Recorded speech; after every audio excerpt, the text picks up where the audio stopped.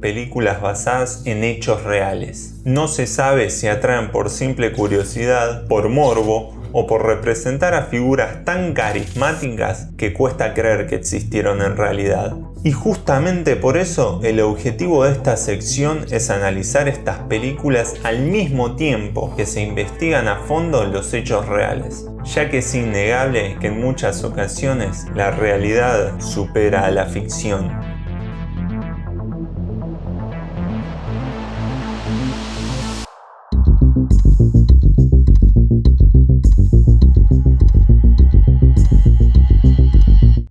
Los asesinos en serie son figuras que adquirieron fama mundial durante la segunda mitad del siglo XX y siguen siendo populares a día de hoy. Van a ser un tema recurrente en esta sección y hoy toca conocer la historia de Aileen Wuornos. El término asesino en serie se creó y dio a conocer en la década de los 70 de la mano de los que tal vez sean los perfiladores criminales más conocidos de la historia, Robert Ressler y John Douglas, agentes del FBI en los que están basados libremente los protagonistas de la serie Mindhunter. Estos agentes desarrollaron este término ya que las décadas de los 70 y los 80 fueron marcadas por los asesinos en serie y era necesario catalogarlos de otra manera para diferenciarlos de los demás criminales, ya que poseían un modus operandi completamente diferente. La palabra modus operandi viene del latín y significa modo de obrar. El modus operandi de un asesino en serie es la manera en la que mata a las víctimas, repitiendo ciertos patrones entre ellas y hasta llegando a desarrollar un estilo propio de asesinatos. En estas décadas, nombres como Ted Bundy, John Wayne Gacy, Edmund Kemper y muchos otros más resonaron por todo el mundo. Llegaron a ser considerados casi un ícono cultural de la época. Y cuanto más morboso, sádico y horrible fuera el caso, más atención atraía. Sin embargo, en los 90, la cantidad de asesinatos a manos de asesinos en serie comenzaron a disminuir vertiginosamente. Parecía que la cultura de estos asesinos llegaba a su fin, pero no sin que antes se diera a conocer el que sería el caso más comentado y mediático de la década. A finales del año 89 se cometieron 7 asesinatos a manos de una mujer, Aileen Wuornos. Después de que Wuornos fuera capturada el 9 de enero de 1991, su caso fue especialmente conocido por el hecho de que sus víctimas fueron todos hombres, adquiriendo el apodo de Mujer Araña y siendo considerada la primera asesina en serie de la historia. Esto último no es cierto, ya que hay varios casos anteriores de mujeres con el modus operandi de este tipo de homicidas. Esto generó que todos los focos apuntaran a Aileen Wuornos, siendo potenciados todavía más por una serie de juicios muy cuestionables en todo sentido y por una cantidad enorme de entrevistas, la mayoría de ellas muy extravagantes. Y como no podía ser de otra manera, los medios audiovisuales vieron el potencial económico en la historia de Wuornos. Las productoras buscaron y consiguieron los derechos de su historia, dando como resultado la deplorable Overkill, de Aileen Wuornos Story, una película para el olvido estrenada en televisión durante 1992, casi 2 años después de su encarcelamiento. En el otro extremo, ese mismo año también se estrenó un documental bastante interesante llamado Aileen Wuornos, The Sealing of a Serial Killer, dirigido por Nick Broomfield, quien volvió a dirigir un documental sobre Wuornos una década después, esta vez sobre sus últimos días de vida antes de ser ejecutada. Pero ninguna de estas obras llegó a ser tan conocida como la película de 2003, dirigida por Patty Jenkins y protagonizada por una irreconocible Charlize Theron. En 2003 llegó Monster.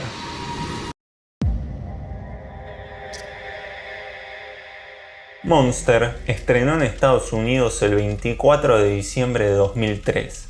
La película tuvo un éxito comercial rotundo, consiguiendo recaudar 64 millones con un presupuesto de 8. Charlize ganó un Oscar por su representación y el crítico Roger Ebert hasta dijo que era una de las mejores interpretaciones en la historia del cine.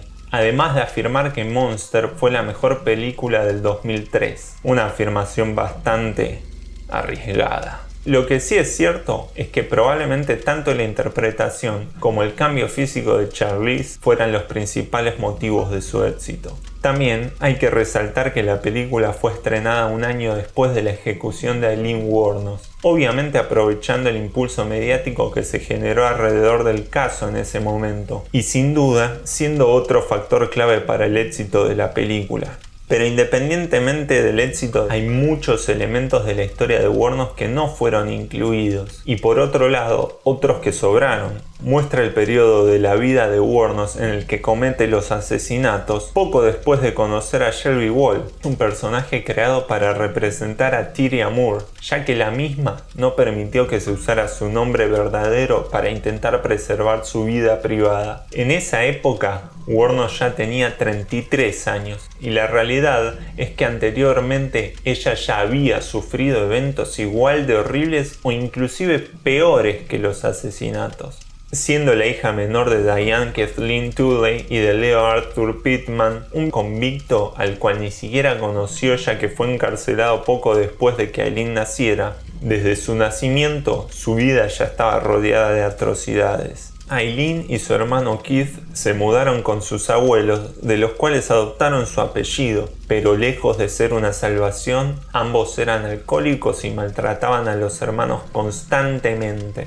Aileen se llevó la peor parte, ya que sufrió constantemente abusos de parte de su abuelo. A medida que transcurría el tiempo, las cosas solo empeoraban. Aileen se encontraría en el medio de peleas en bares, robos, agresiones y siendo arrestada reiteradas veces, llegando a pasar un año en prisión. Increíblemente, llegó a estar casada con un anciano de 69 años llamado Lewis Feld, pero se anuló el matrimonio a las pocas semanas y Feld pidió una orden de restricción, ya que Aileen lo habría agredido con su propia vara de pescar.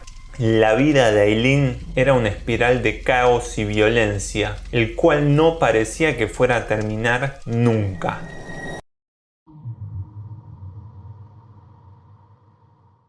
Queda claro que la vida de Wuornos tiene material de sobra para hacer una película, y en vista a esto, Monster podría haber desarrollado mucho mejor la historia y los personajes. No es una mala película, es entretenida y tiene sus aciertos, pero no aprovechó correctamente las posibilidades que tuvo al alcance. El principal error de Monster es un error conceptual. Concebir la película casi como un road movie romántico. Se enfoca demasiado en la relación entre Wuornos y Shelby y por esto deja de lado elementos más importantes. En vez de mostrar gradualmente el deterioro mental de la protagonista, se opta por un cambio abrupto después de mostrar un acto de sadismo extremo que busca el impacto fácil, e inmediatamente a partir de ese momento, Wuornos procede a matar casi sistemáticamente a sus clientes. Además, todo esto bajo el pretexto de conseguir plata para mantenerse a ella misma y a Shelby, un personaje con el cual en ningún momento se buscó que el espectador empatizara, sino más bien lo contrario. Este problema es un error que se puede pasar por alto e inclusive arreglar por medio de una buena realización,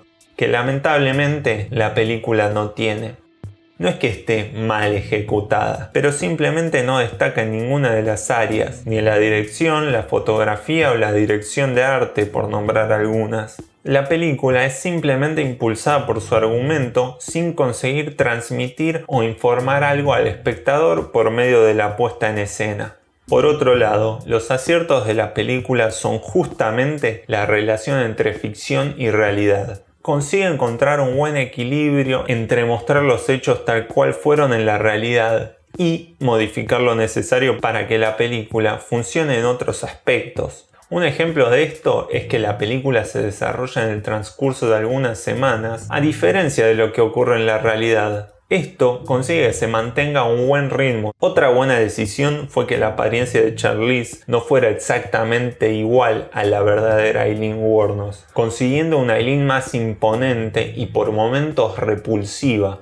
Son pequeñas modificaciones de la realidad que muchas veces en las películas basadas en hechos reales son necesarias para mejorar dramáticamente a la película. Fuera de estas pequeñas modificaciones se respeta cómo fueron los hechos reales. Y esto, para los conocedores del caso, es casi como fanservice. Tanto los asesinatos como la investigación y los elementos que llevaron a la captura de Wuornos son históricamente correctos. La policía realmente cometió un error al apresurarse en capturar a Wuornos y necesitaron la colaboración de Moore para encerrarla en la cárcel. Inclusive la confesión de Wuornos es bastante fiel a como fue en la vida real.